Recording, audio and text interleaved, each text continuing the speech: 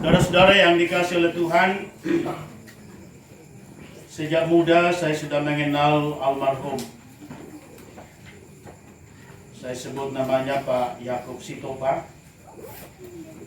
Waktu itu saya juga masih bujangan, bodi masih sempurna.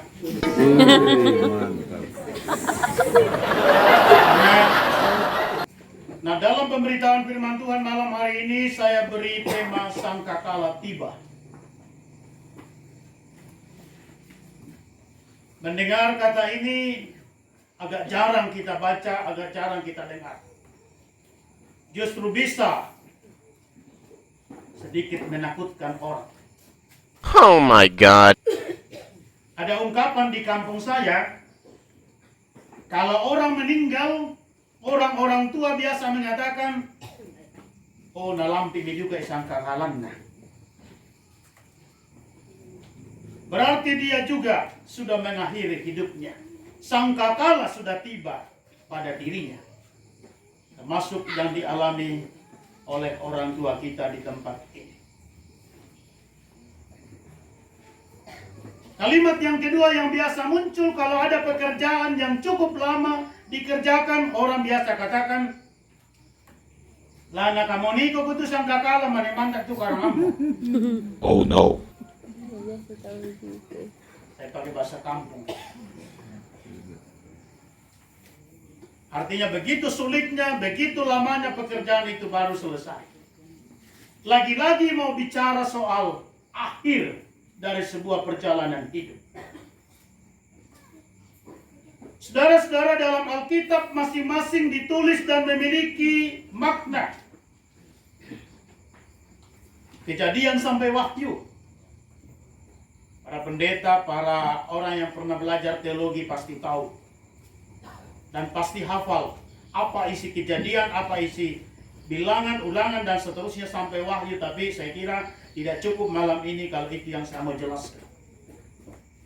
Saya hanya mau menjelaskan dua hal. Kitab Kejadian mengisahkan tentang permulaan dunia atau penciptaan, sehingga disebut kata kejadian. Saudara membaca Kejadian 1 ayat 1 dikatakan pada mulanya. Sedangkan kitab Wahyu mengisahkan hari terakhir. Banyak bercerita tentang penghakiman. Dan saat ini judul bacaan kita tentang sangkakala.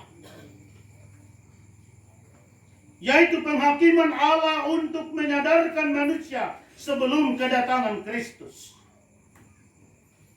Jadi sebelum Yesus datang,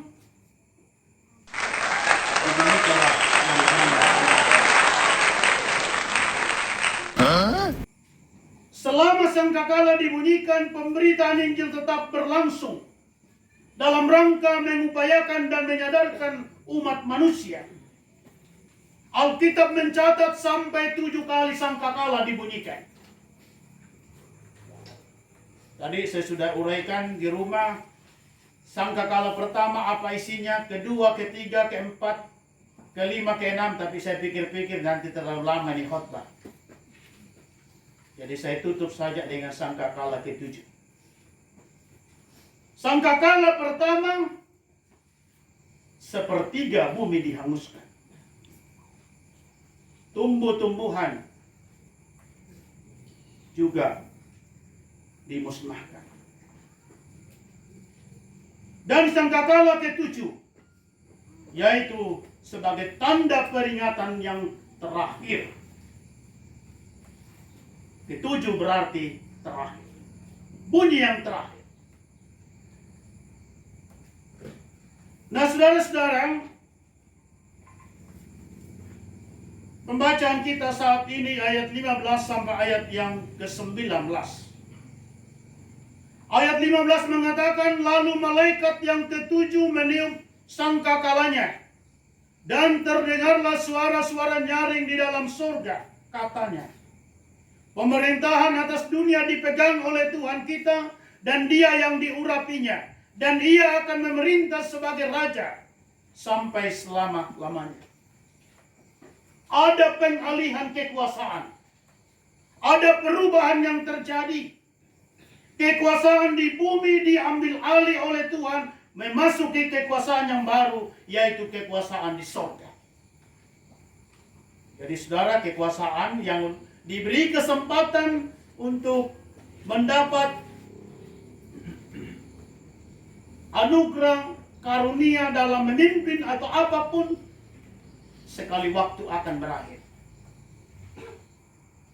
Sebab hidup ini akan diakhiri, dan sekali waktu Allah akan mengambil alih pemerintahan di dunia ini, dibawa pada pemerintahan baru, yaitu pemerintahan sorga.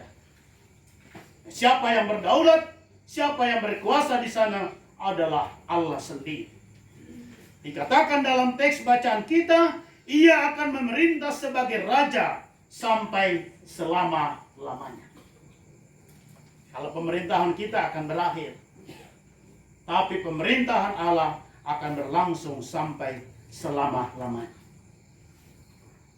Yang kedua, di dalam ayat 16, dan ke-24 tua-tua yang duduk di hadapan Allah di atas tahta mereka tersungkur dan menyembah Allah. Ada angka yang disebutkan 24. Waktu saya mempersiapkan khotbah ini, saya mencari apa makna 24. Dalam satu Alkitab yang disebut Alkitab edisi, di sana diterangkan angka 24 ini adalah 12 suku bangsa Israel dan 12 para murid Yesus. Masing-masing 12. Jadi kalau kita menjadi pengikut Yesus, meulang kita telah 12. Kalau kita sungguh-sungguh menjadi pengikut Kristus. Jadi angka 24 ini adalah gabungan 12 suku bangsa Israel dan 12 murid Yesus. Hari Minggu kemarin saya khotbah di Bukit Sion tentang Yusuf yang juga bicara 12 suku. Nah, yang ketiga, dalam ayat 19, maka terbukalah bait suci Allah yang di sorga, dan kelihatanlah tabut perjanjiannya di dalam bait suci itu. Dan terjadilah kilat dan deru guru, dan gempa bumi dan hujan es lebat. Tabut perjanjian ini adalah tabut Tuhan. Saya membaca dalam bahasa aslinya, itu tabut ini terbuat dari kayu akasi atau kayu penaga yang berisi 2 lok batu, yang berisi 10 hukum Tuhan. Nah, tabut perjanjian ini juga sebagai lambang tanda kehadiran Allah. Jadi ketika saudara-saudara seperti dalam ayat 19, maka terbukalah bait suci Allah yang di sorga, dan kelihatanlah tabut perjanjiannya di dalam bait suci itu. Ketika bait suci Allah terbuka di sorga, tanda kehadiran Allah juga telah ada di dalamnya, karena tabut perjanjian itu telah ada dalam bait suci. Nah, kita semua orang percaya, orang yang telah meninggal dan yang akan meninggal akan memasuki sorga, memasuki bait suci. Kalau kita sungguh-sungguh menjadi orang yang setia percaya kepada Kristus, sama seperti kita akan menjadi bagian terwakili dalam 24 yang tadi sudah dijelaskan. Karena itu saudara-saudara, kepada keluarga yang berduka, tentu ada kesedihan, ada ketidaktenangan di tengah-tengah hidup mereka. Tetapi sebagai orang percaya bahwa peristiwa ini adalah peristiwa yang Tuhan nyatakan bagi kita. Dan kita dikuatkan, dihibur oleh firman Tuhan, bahwa setiap orang yang mati di dalam Kristus akan menerima keselamatan yang Tuhan sudah sediakan bagi kita. Tuhan menolong dan memberkati kita. Amin. Kita berdoa. Tuhan, terima kasih atas firman-Mu yang boleh kami dengarkan saat ini. Kiranya sungguh-sungguh akan menggugah mata iman kami. Kami menantikan sangkakala menantikan penghakiman. Karena kami yakin kami adalah orang-orang yang telah diselamatkan dan dipersiapkan untuk memasuki pintu bait suci Allah, pintu kerajaan Allah yang Tuhan siapkan bagi kami.